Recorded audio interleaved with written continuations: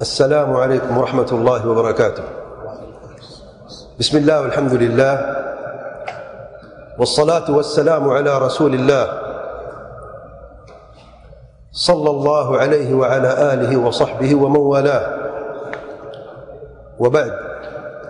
ارشاد باری تعالی ہے ان الذين يخشون ربهم بالغيب لهم مغفرة وأجر كبير. اور نبی رحمت صلی اللہ علیہ وسلم فرماتے ہیں ثلاث منجیات خشیۃ اللہ تعالی فی السر والعلن والعدل في الرضا والغضب والقسط في الفقر والغنى. خرجه الطبراني في الأوسط وحسنه الألباني. آج خطبہ کا موضوع ہے اللہ تعالیٰ کے عذاب سے بچانے والی تین چیزیں.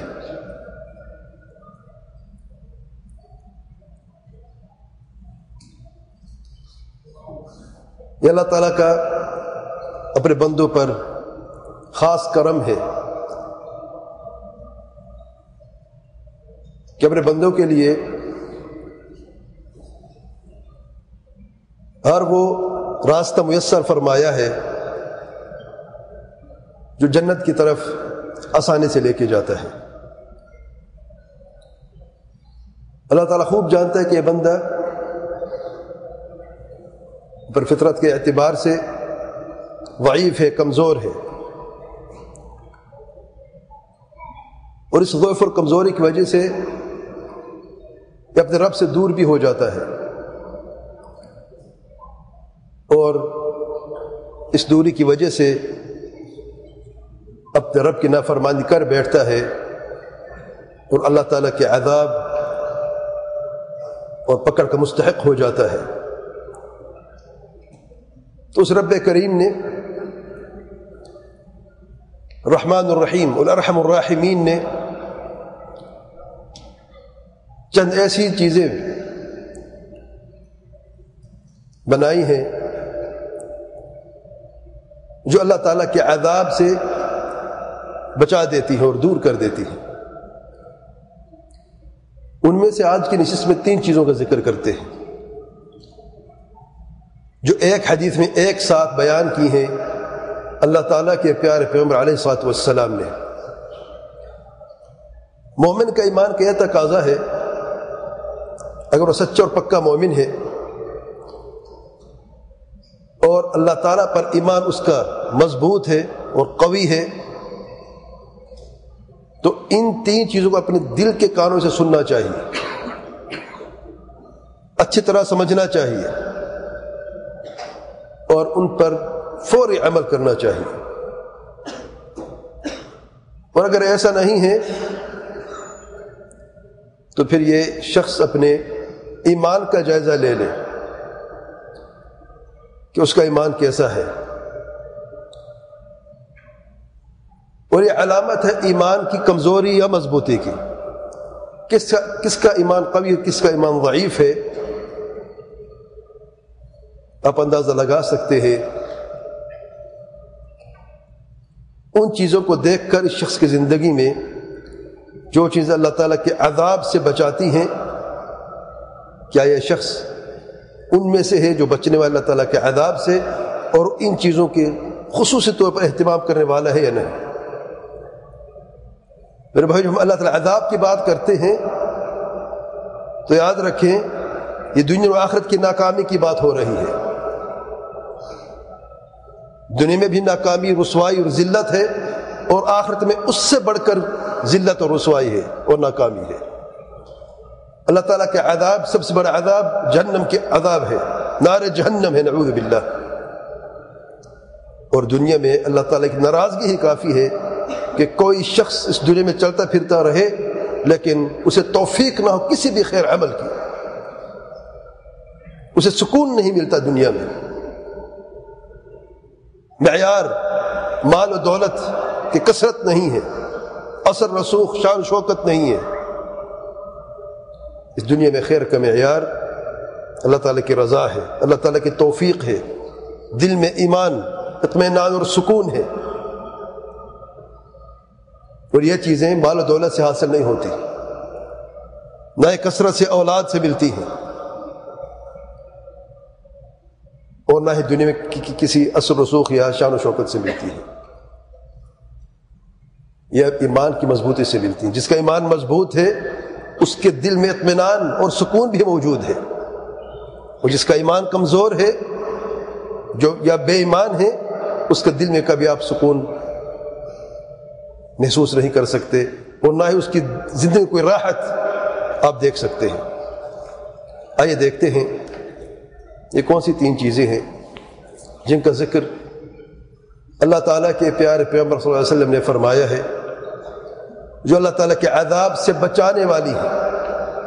اللہ کے حکم سے اللہ تعالیٰ کے عذاب سے بچانے والی 3 چیزیں ہیں صرف، جو اپنی انگلیوں پر گن سکتے ہیں آسانی سے، اور اتنی آسان ہے واللہ اس مسجد کے دروازے سے باہر نکلتے ہوئے آپ سب کو یہ 3 یاد ہوں گی، اتنی آسان ہے۔ ہاں بات عمل کی ہے، اس میں تھوڑی سی مشکل ان لوگوں کے لیے ہے جن کا ایمان کمزور ہے۔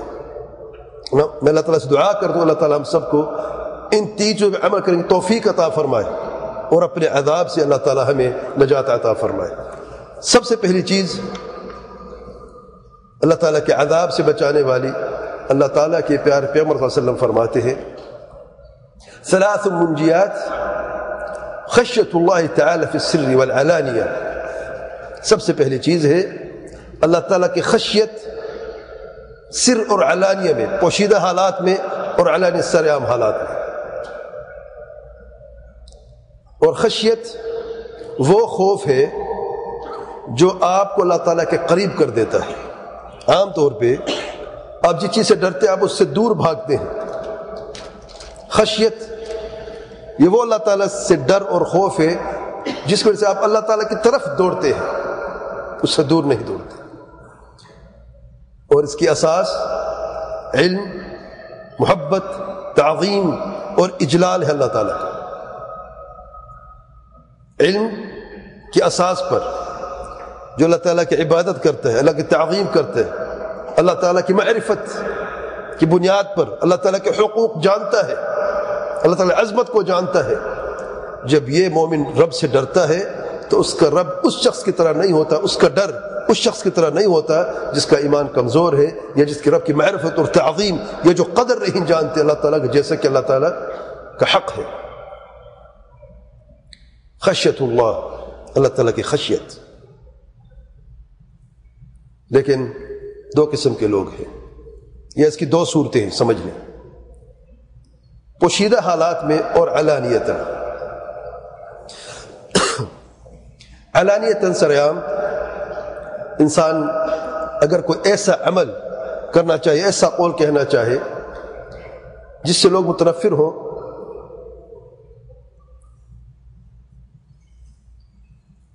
یا جو نازیبا ہو، تو انسان لوگوں کی ڈر کی وجہ سے یا فطرتاً بھی ایسی بات یا ایسا عمل نہیں کرتا۔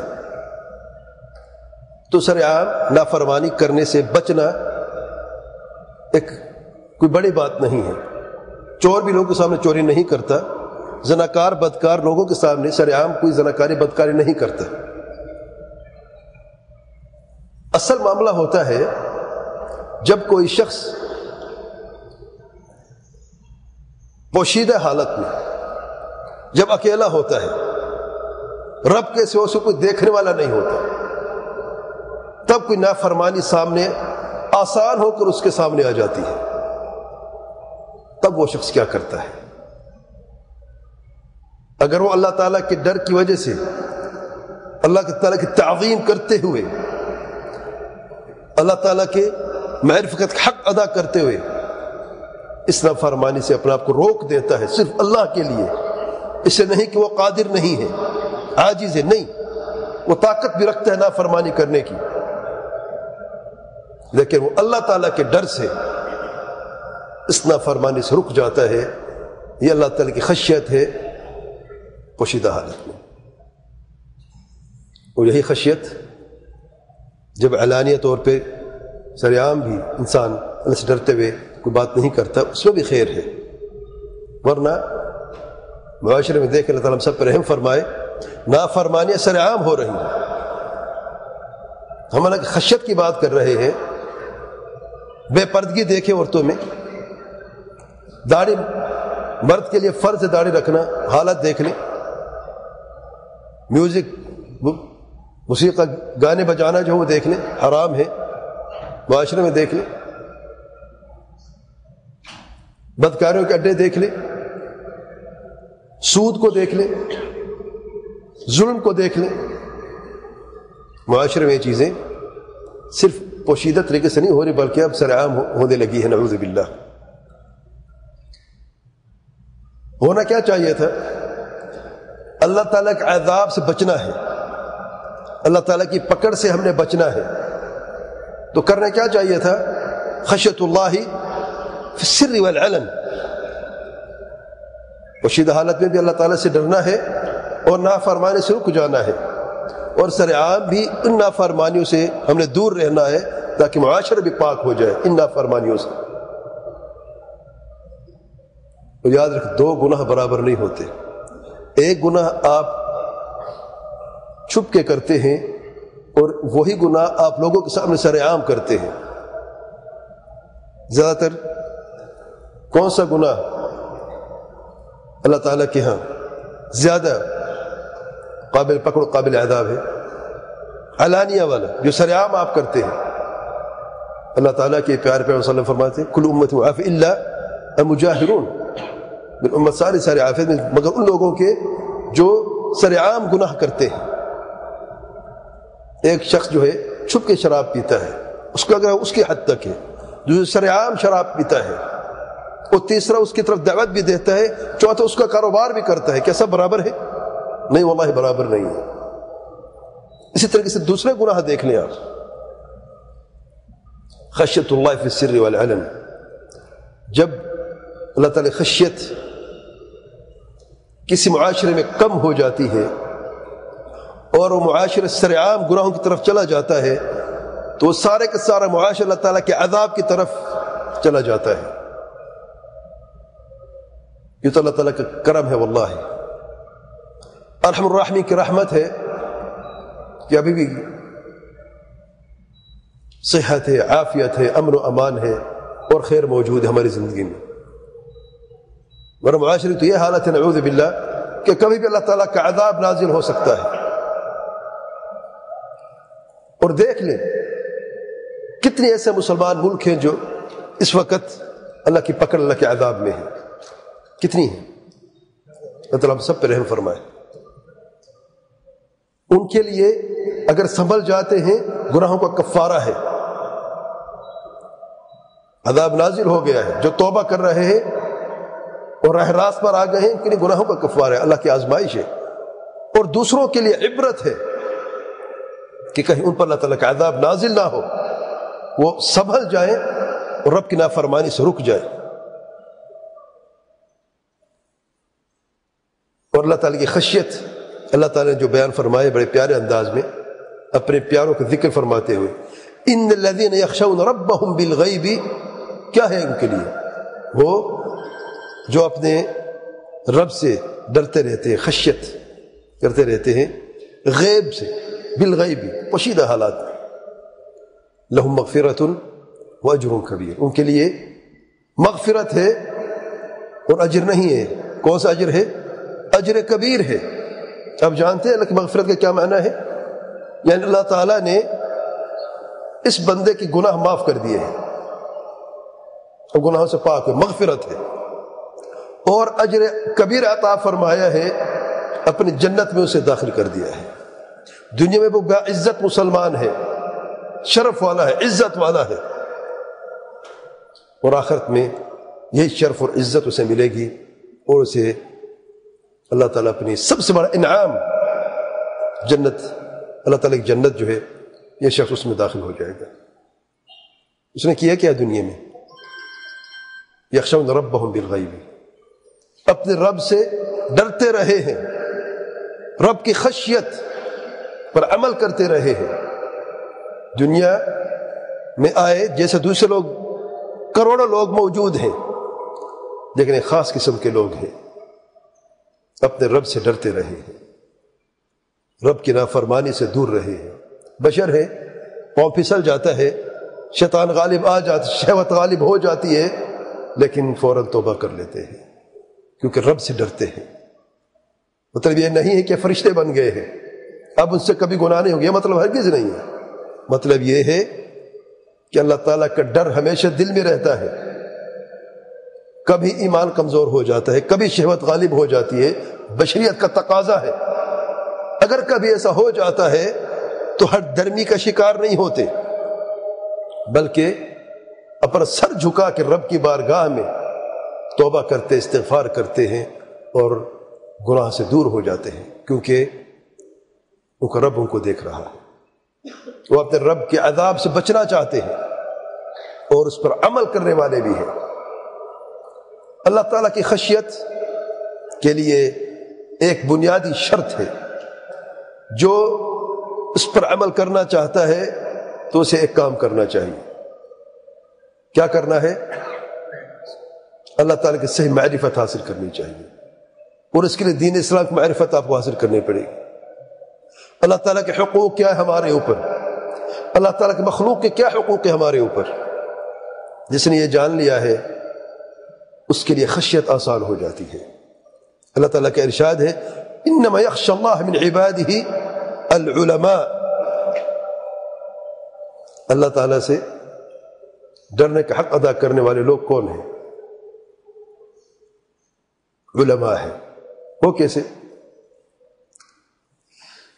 اللہ تعالیٰ کا ارشاد ہے فَاعْلَمْ أَنَّهُ لَا إِلَهَ إِلَّا اللَّهُ، اے میرے پیارے پیغمبر صلی اللہ علیہ وسلم آپ خوب جان لیں کہ لا الہ الا اللہ ہے۔ جس پر اپنے علم کی اساس لا الہ الا اللہ سے شروع کی ہے تو یقیناً اس نے اپنے رب کا حق ادا کیا ہے، اور رب کے حق ادا کرنے کی طرف وہ روانہ ہو چکا ہے۔ اب اس کے لیے معرفت کے، اللہ تعالیٰ کی صحیح معرفت کے دروازے کھلتے جائیں گے اور راستہ آسان ہوتا جائے گا، کیونکہ اس نے صحیح طریقہ اپنایا ہے اور صحیح راستہ اختیار کیا ہے علم حاصل کرنے کا۔ راستہ بھی صحیح ہے، اس کی ابتدا بھی صحیح ہے۔ اللہ تعالیٰ سے توفیق دیتا ہے، رب کی معرفت بڑھتی جاتی ہے، ایمان بڑھتا جاتا ہے، تقوی بڑھتا جاتا ہے، رب کی خشیت بڑھتی جاتی ہے۔ یہ تسلسل ہے۔ لیکن جو معرفت نہیں رکھتے یہ جہل مرکب کا شکار ہے۔ اگر وہ رب کی خشیت کی بات کرتے ہیں تو محض دعویٰ کرتے ہیں، کیونکہ جو صحیح معرفت نہیں رکھتے ان کو توفیق نہیں ہوتی۔ ظاہراً وہ گناہوں سے بچنے والے ضرور ہوں گے، لیکن جس کے عقیدے میں خرابی ہے، جو بدعات و خرافات کے ارتکاب کرنے والے ہیں، اور اکثر یہ لوگ عام نافرمانی سے دور ہیں، سود خوری سے دور ہیں، زناکاری سے، بدکاری سے، ظلم سے، سب سے دور ہیں، لیکن بدعتی ہیں یا شرک کا ارتکاب کرنے والے لوگ ہیں، اور اللہ تعالیٰ خشیت کی بات کرتے ہیں تو کہاں خشیت ہے اللہ تعالیٰ کی؟ میرے خشیت کی اساس ہے فَاعْلَمْ أَنَّهُ لَا إِلَهَ إِلَّا اللَّهُ، اگر یہ نہیں ہے تو کوئی خشیت نہیں ہے۔ میں شیطان کا بہکاوا ہے، جو شرک کرتے ہیں، جو مخلوق کو خالق کا حق دے کر کوئی عبادت صرف کر دیتے ہیں، جو رب کو بھی پکارتے ہیں، رب کے مخلوق کو بھی پکارتے ہیں، وہ رب سے کہاں ڈرنے والے ہیں؟ اس لیے خشیت کا حق ادا کرنے کے لیے توحید کا راستہ اپنانا ہی پڑے گا، سنت کا راستہ اپنانا ہی پڑے گا، کوئی اور تیسرا راستہ ہے ہی نہیں۔ راستہ ایک ہے توحید اور سنت کا۔ جو توحید سنت پر بعمل ہیں، علم کی روشنی میں عمل کرنے والے ہیں، وہ تو رب کی خشیت کا حق ادا کرنے والے بھی ہیں۔ ان کے علاوہ سب لوگ محض دعوے دار ہیں، عمل کرنے والے نہیں۔ یہ سب سے پہلی بات ہے جو اللہ تعالیٰ کے عذاب سے بچانے والی ہے۔ دوسری بات، اللہ تعالیٰ کے پیارے پیغمبر صلی اللہ علیہ وسلم فرماتے ہیں والعدل فی الرضا والغضب، اور عدل انصاف رضا مندی اور غضب کے حالے میں، غصے کے حالت میں۔ اور یہ تینوں چیزیں آپس میں جڑی ہوئی ہیں. خشیت ہے تو عدل بھی ہے. خشیت میں کمزوری ہے تو عدل میں بھی کمزوری ہے. عدل و انصاف واللہ عزیز ہے، مشکل ہے، لیکن آسان اس کے اللہ تعالیٰ آسان کر دی. عدل و انصاف کرنا ہر حالت میں، خصوصی طور پر غصے کی حالت میں، جب انسان اپنے آپے سے باہر نکل جاتا ہے تو عدل و انصاف کرنا اس کے لیے بہت مشکل ہو جاتا ہے. دیکھیں رضامندی کی حالت میں انسان انصاف کرنا آسان ہو جاتا ہے نا. مصیبت بات یہ کہ بعض لوگ رضامندی کی حالت میں ناانصافی کرتے ہیں جان بوجھ کے. اس کی کئی مثالیں معاشرے میں ہیں، لیکن غصے کی حالت میں انصاف کرنا بہت مشکل ہے. اور انصاف کرنے سے مراد حقوق کی ادائیگی ہے، یعنی ظلم نہیں کرنا ہے آپ نے. اور ابتدا اپنے نفس سے، اپنے نفس سے انصاف کرنے والے ہیں، نفس سے ظلم کرنے والے نہیں ہیں. اور نفس انسان ظلم کیسے کرتا ہے؟ سب سے بڑا ظلم کیا ہے؟ شرک ہے. شرک سے پاک ہے، بدعات و خرافات سے پاک ہے، بد عقیدگی سے پاک ہے، غلط منہج اور مناہج سے دور ہے، شہوتوں سے، محرمات کے ارتکاب سے دور ہے، کبیرہ گناہوں سے دور ہے. کبھی کوئی صغیرہ گناہ ہو جاتا ہے تو اس سے دور اختیار کرتے ہیں، توبہ کر لیتے ہیں، کبیرہ گناہ سے توبہ کر لیتے ہیں، اور صغیرہ گناہوں کے لیے کفارہ اعمال صالحہ ہی کافی ہے اگر کبھی ہو جاتے ہیں تو. نفس پر قابو ہے اور اپنے نفس کو بچاتے رہتے ہیں. انصاف اپنے نفس کے ساتھ، انصاف دوسروں کے ساتھ، اپنے اہل و عیال ہے، بیوی کے ساتھ، اگر ایک سے زیادہ بیوی ہے تو انصاف ہے، پر بچوں میں انصاف ہے، عدل ہے. اپنے رشتہ داروں میں، والدین کے ساتھ احسان ہے، انصاف سے بڑھ کر درجہ ہے. رشتہ دار ہیں، بہن ہیں، بھائی ہیں، قریبی رشتہ دار ہیں، صلہ رحمی ہے، احسان ہے، انصاف ہے. دوستوں کے ساتھ انصاف ہے، دشمنوں کے ساتھ بھی انصاف ہے. اور سب سے بڑا انصاف جو اللہ تعالیٰ کے حقوق کی ادائیگی کا انصاف ہے. رب کا حق بھی جانتا ہے. جو رضامندی کی حالت میں تو آسان ہے، غصے کی حالت میں جب انسان غصہ کرتا ہے تو اپنے آپے سے باہر نکل جاتا ہے. تب انسان کیا کہتا ہے، کیا کرتا ہے، یہ اصل بات ہے. جو شخص غصے کی حالت میں انصاف کرنے والا ہونا، اس جیسا کوئی انسان نہیں ہے. یہ یاد رکھیں. لوگ دیتے ہیں کس سے ہم دوستی رکھیں، یہ بڑی نشانی ہے. جو شخص غصے کی حالت میں انصاف کرنے والا، اسے اچھا دوست ہو نہیں سکتا کوئی، کیونکہ اس حالت میں انصاف کرنا عزیز ہے، بہت مشکل ہے. اور بہت کم اللہ تعالیٰ کے بندے ایسے ہیں جس پر عمل کرنے والے ہیں. اور یہی بہادر لوگ ہوتے ہیں جو غصے پر قابو پا لیتے ہیں. آپ دیکھ لیں اللہ تعالیٰ کے پیارے پیغمبر علیہ الصلوۃ والسلام سب سے بڑے بہادر. مشرکین نے کوئی کسر نہیں چھوڑی، کوئی طریقہ نہیں چھوڑا غصہ دلانے کا. طرح طرح کی تکلیفیں، یہاں تک کہ ام المؤمنین سیدہ عائشہ رضی اللہ عنہا پر بھی زنا کی تہمت لگا دی. کیا غصہ نہیں آتا؟ غصہ آتا ہے کہ نہیں آتا؟ آتا ہے. لیکن جو غصہ اللہ کے لیے ہوتا ہے نا، اس میں انصاف بھی ہوتا ہے. اور جو غصہ عام لوگوں کے لیے ہوتا ہے، اس میں انصاف بہت کم ہوتا ہے. اس لیے لوگ اللہ کے لیے کرنے والے کم ہیں، اس لیے غصے میں انصاف کرنا بھی بہت مشکل ہو جاتا ہے. اور یہ اخلاص کی سب سے بڑی نشانی ہے. کہتے ہیں مخلص دوست، مخلص انسان، مخلص خاوند، مخلص اولاد، مخلص والدین، مخلص دوست کہاں ملتے ہیں؟ یہ اخلاص کی نشانی ہے. جو اللہ کے لیے کرنے والے ہیں اور غصے پر قابو پانے والے بھی ہیں، اور غصے میں انصاف کرنے والے ہیں. غصے میں انصاف کرنا ہر بندے کی بس کی بات نہیں. اللہ تعالیٰ سے دعا ہے کہ اللہ تعالیٰ ہمیں توفیق عطا فرمائے کہ ہم غصے میں انصاف کرنے والوں میں سے ہوں. دشمنوں کے ساتھ انصاف کرنا، سبحان اللہ. آپ کسی سے لڑائی ہو جاتی ہے، جھگڑا ہو جاتا ہے، روزمرہ زندگی میں ہوتا ہے کہ نہیں ہوتا؟ دوستوں میں اختلاف ہو جاتا ہے، جھگڑا ہو جاتا ہے، دشمنی ہو جاتی کسی سے، کسی ذریعے سے۔ اللہ نے کیا فرمایا ہے؟ وَلَا يَجْرِمَنَّكُمْ شَنْآنُ قَوْمٍ عَلَىٰ أَلَّا تَعْدِلُوا اعْدِلُوا هُوَ أَقْرَبُ لِلتَّقْوَىٰ۔ کسی قوم کی دشمنی تمہیں اس بات پہ آمادہ نہ کر دے کہ تم ناانصافی کر بیٹھو۔ انصاف کرو، یہی تقوی سے کے زیادہ قریب ہے۔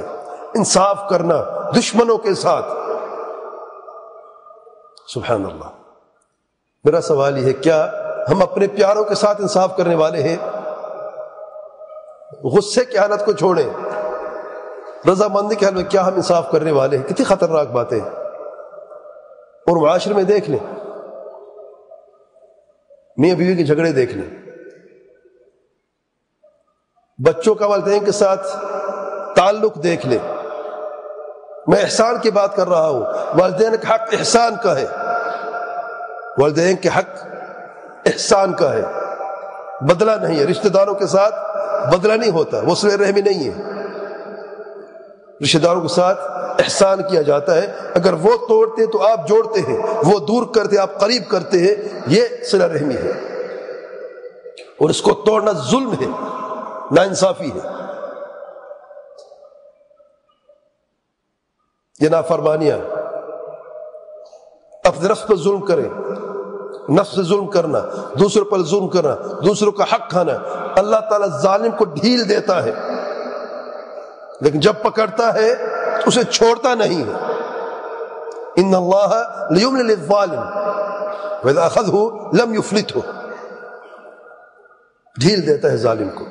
نفس پر ظلم کرنے والا ہے، دوسرے پر ظلم کرنے والا ہے، رب کے حق میں ظلم کرنے والا ہے، شرک کرنے والا ہے، بدعات خرافات کا ارتکاب کرنے والا ہے، سود خور ہے، حرام خور ہے، جو بھی ہے، اسے اللہ تعالیٰ مہلت دیتا ہے، اسے ڈھیل دیتا ہے تاکہ وہ سنبھل جائے۔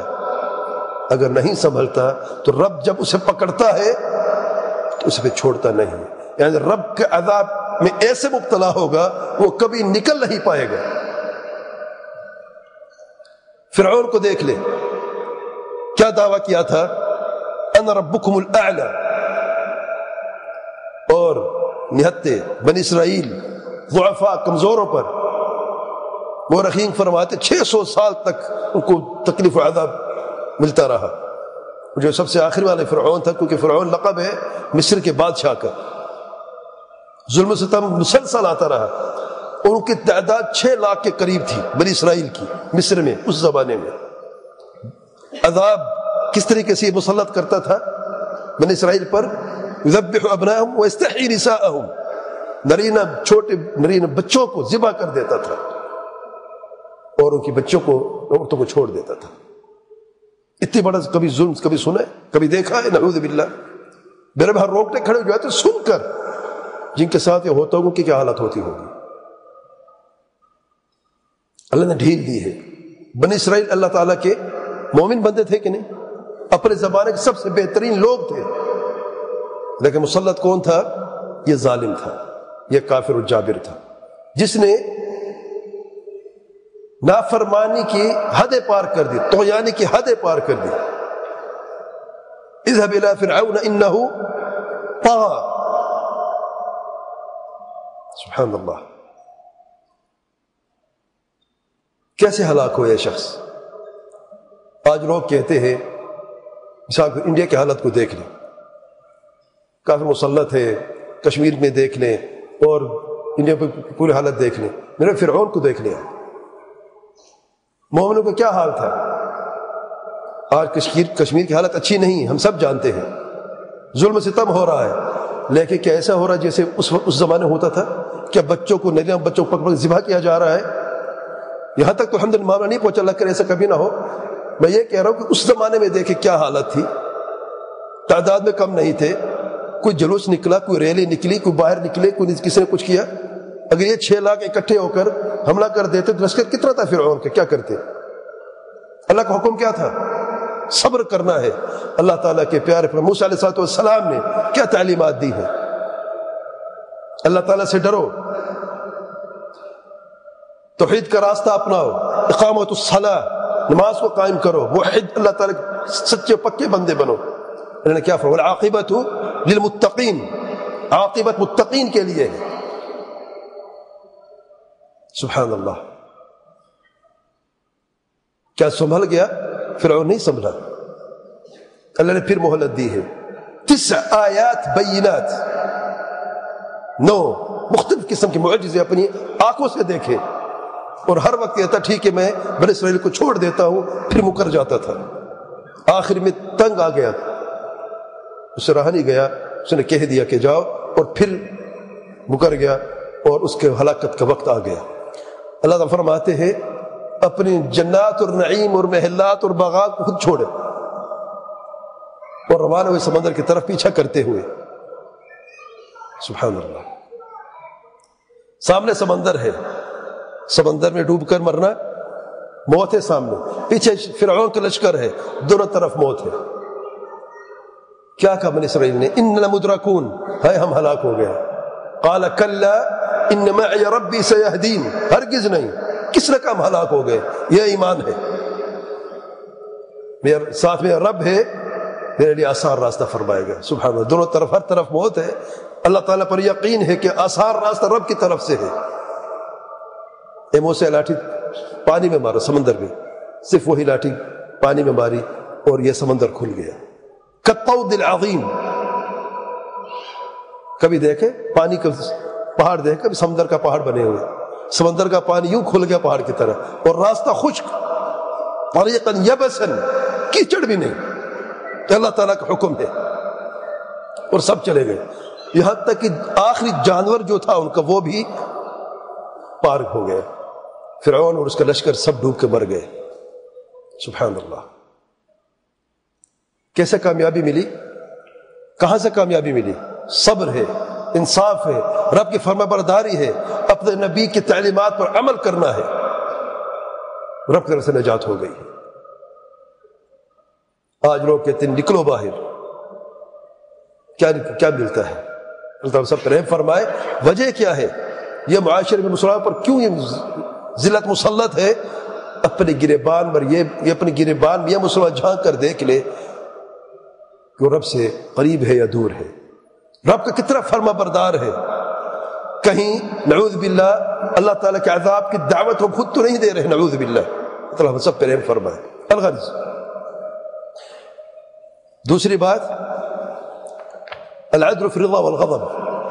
تیسری بات جو اس سے منسلک ہے، جو اللہ کے عذاب سے بچانے والی ہے، والقصد فی الفقر والغنى، اور میانہ روی فقر اور غنى کی حالت میں، فقیری اور امیری کی حالت میں میانہ روی قصد ہے. سبحان اللہ. چلو فقیر کے پاس کچھ بھی نہیں ہے، وہ تو اسراف نہیں کر سکتا نا، لیکن امیر کے لیے میانہ روی کا راستہ اختیار کرنا بہت مشکل ہے. اور میانہ روی مثال دی ہے مال کے تعلق سے، ورنہ شخص اپنی پوری زندگی میانہ روی کا راستہ اختیار کرتا ہے. اللہ کی خشیت ہے، عدل و انصاف آسان ہو گیا، اب معاملات میں بھی معاملہ آسان ہو گیا ہے. سبحان اللہ. عقیدہ بھی درست ہے، اس کا منہج بھی درست ہے، اس کے عبادات بھی درست ہے، اس کے اخلاق اور اس کے طریقہ بھی درست ہے. یہ اللہ تعالیٰ کی توفیق ہے. مال ایک عظیم نعمت ہے. اس نعمت کو بعض لوگوں نے اپنے لیے عذاب بنایا ہے. اللہ تعالیٰ ہم سب پہ رحم فرمائے. اور مال کے تعلق سے یاد رکھے 2 سوال ہوں گے قیامت کے دن. جب تک سوالوں کا جواب نہیں دیں گے کوئی شخص اپنی جگہ سے ہل نہیں سکے گا. 4 سوالوں میں سے ایک سوال مال کے تعلق سے ہے، کہاں سے کمایا اور کہاں پر خرچ کیا ہے. کہاں سے کمایا ہے الگ سوال ہے، حرام سے یا حلال سے؟ حلال سے کمایا ہے. پھر کہاں پہ خرچ کیا ہے، حلال میں یا حرام میں؟ اگر کمایا حلال سے، خرچ بھی حلال میں کیا تو کامیاب ہے الحمدللہ. اگر کمایا حرام سے ہے اور خرچ حرام میں کیا ہے تو سب سے بدترین صورت ہے. اگر کمایا حرام سے ہے، حلال میں خرچ کیا ہے تب بھی جائز نہیں ہے. اگر کمایا حلال سے، حرام میں خرچ کیا تب بھی جائز نہیں ہے. راستہ ایک ہی ہے نجات کا. کیا راستہ ہے؟ حلال سے کمایا ہے، حلال طریقے سے، حلال روزگار ہے، حلال آمدنی ہے، اور اس خرچ بھی حلال کیا ہے. اور عام طور بعض سمجھتے حلال خرچ کرنے میں ہم نے کوئی حرام چیز تو نہیں خریدی نا، نہ کوئی شراب خریدتے ہیں، نہ کوئی سودی کاروبار کرتے ہیں، نہ ہمارا پیسہ سود میں ہے، ہم حلال خرچ کرتے ہیں، لیکن یہ بھول جاتے ہیں کہ اسراف بھی حرام ہے۔ ان المبذرین کانوا اخوان الشیاطین، تبذیر کرنے والے لوگ جو وہ شیطانوں کے بھائی ہیں۔ اور تبذیر سے مراد حد سے زیادہ خرچ کرنا، اپنے ہاتھ سے زیادہ خرچ کرنا۔ کئی ایسے لوگ ہیں جو ادھار لے لیتے ہیں اور اپنے خرچ پر کنٹرول نہیں کرتے اور مقروض ہو جاتے ہیں، اور یہ جو قرض ہے کسی بنیادی چیز کے لیے نہیں، کھانا پینا ہے یا کوئی بچوں کی تعلیم میں ضرورت ہے کسی چیز کی، بلکہ شاہانہ خرچے ہیں اور قرض بڑھتا جاتا ہے اور یہ قرض میں ڈوبتے جاتے ہیں اور خرچ زیادہ ہوتا جاتا ہے۔ اسراف، شاپنگ کے لیے جاتے ہیں بغیر سوچے سمجھے، پیسہ ضائع۔ پیسے کا ضائع جو ہو رہا ہے اگرچہ حلال چیز میں ہے، تب اگر ضائع ہو رہا ہے، حد سے زیادہ خرچ کر رہے ہیں، اسے اسراف کہتے ہیں، اور اللہ تعالیٰ کو ہرگز پسند نہیں ہے۔ یہ اللہ تعالیٰ کے عذاب کا باعث ہے۔ اگر اللہ کے عذاب سے بچنا ہے تو راستے میں روی کا اختیار کرنا ہے، اور جو مال میں خرچ میں روی رکھتے ہیں، اس کا مطلب ہے وہ عدل انصاف کرنے والے بھی ہیں اور انشاءاللہ وہ اللہ تعالیٰ سے ڈرنے والے بھی ہیں۔ تو یہ 3 چیزیں ہیں، وقت ختم ہوا، 3 چیزیں ہیں جو اللہ تعالیٰ کے عذاب سے بچانے والی ہیں۔ ان 3 چیزوں کو میں نے کہا انشاءاللہ فنگر ٹپس پہ آپ یاد کر سکتے ہیں۔ سب سے پہلے اللہ تعالیٰ کی خشیت فی السر والعلانیہ، دوسری عدل انصاف کرنا ہے فی الرضا والغضب، تیسری القصد فی الفقر والغنى، میں نے روی کا راستہ اختیار کرنا ہے فقیر کی حالت میں اور امیری کی حالت میں۔ اور یہ 3 چیزیں ان کے لیے آسان ہیں جو عمل کرنا چاہتے ہیں، جسے اللہ تعالیٰ توفیق عطا فرمائے۔ اللہ تعالیٰ سے دعا کر کے اللہ تعالیٰ سے عمل صالح کی توفیق عطا فرمائے، قرآن اور سنت پر چلنے کی، منہج سلف الصالحین کے راستے کو اختیار کرنے کی توفیق عطا فرمائے۔ اللہ تعالیٰ ہمیں ان 3 چیزوں پر عمل کرنے والا بنا دے۔ اللہ تعالیٰ ہمیں اپنی خشیت کرنے میسر فرمائے اور خشیت کا حق ادا کرنا کی توفیق عطا فرمائے، عدل انصاف کرنے والا بنا دے، اور میان روی، فقر اور غنی کی حالت میں اللہ تعالیٰ ہمیں کرنے والا بنا دے۔ اللہ تعالیٰ ہم سب کو ہر شر سے محفوظ فرمائے۔ واللہ اعلم، سبحانک اللہم وبحمدک، اشہد ان لا الہ الا انت، استغفرک واتوب الیک۔